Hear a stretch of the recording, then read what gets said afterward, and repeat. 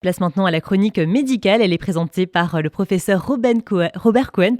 Il nous parle de la vaccination des adolescents. Bonjour. Bonjour Margot, merci de m'inviter. Alors, je vais vous parler aujourd'hui de la vaccination des adolescents.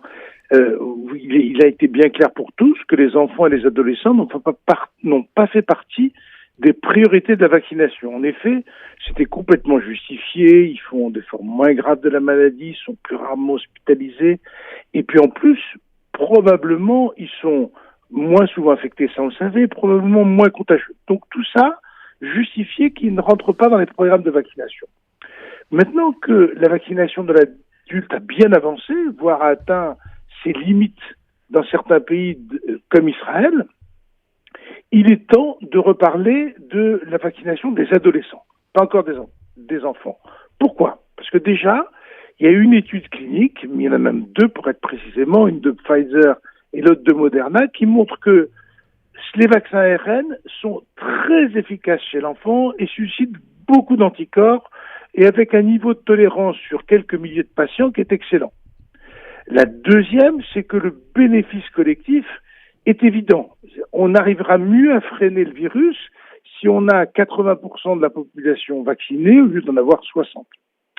Et la troisième, c'est que, et ça rejoint ce qui a été dit tout à l'heure sur votre antenne, c'est le bénéfice individuel. Bon, le Covid, c'est pas très grave. Il y a quand même eu en France 4500 hospitalisations pour Covid, 700 passages en réa, pas beaucoup de décès, mais c'est pas très grave directement. Les conséquences sur la santé mentale et sur la santé psychiatrique de nos adolescents étaient considérables. On rejoint ce qui a été dit tout à l'heure avec beaucoup de dépression, beaucoup d'hospitalisation, beaucoup de décompensation de maladies psychiatriques et au final des tentatives de suicide. Donc tout ça fait que il faut la reconsidérer. Maintenant, pour considérer la vaccination des adolescents, il faut deux choses. La première, ils ne vont pas remplacer les adultes. Il faut d'abord obtenir des bons taux de couverture chez l'adulte. On y est en Israël, on n'y est pas tout à fait en France et il y a encore beaucoup de gens qu'on doit vacciner avant de vacciner les ados. La deuxième, c'est qu'il faut être sûr de la sécurité dans cette tranche d'âge. Et là, on a un petit souci parce que en Israël, comme aux États-Unis, il y a des cas de myocardite qui ont été rapportés au décours de la deuxième dose de la vaccination, et essentiellement chez des garçons, essentiellement après la deuxième dose.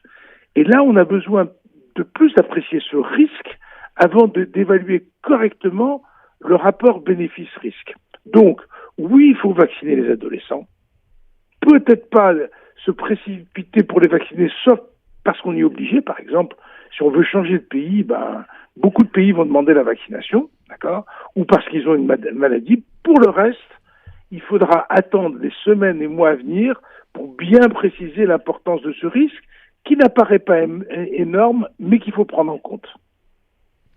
Merci Robert Cohen pour toutes ces informations sur la vaccination des adolescents. Je le rappelle, elle débute le 15 juin. Très bonne journée à vous. Merci, au revoir. Au revoir.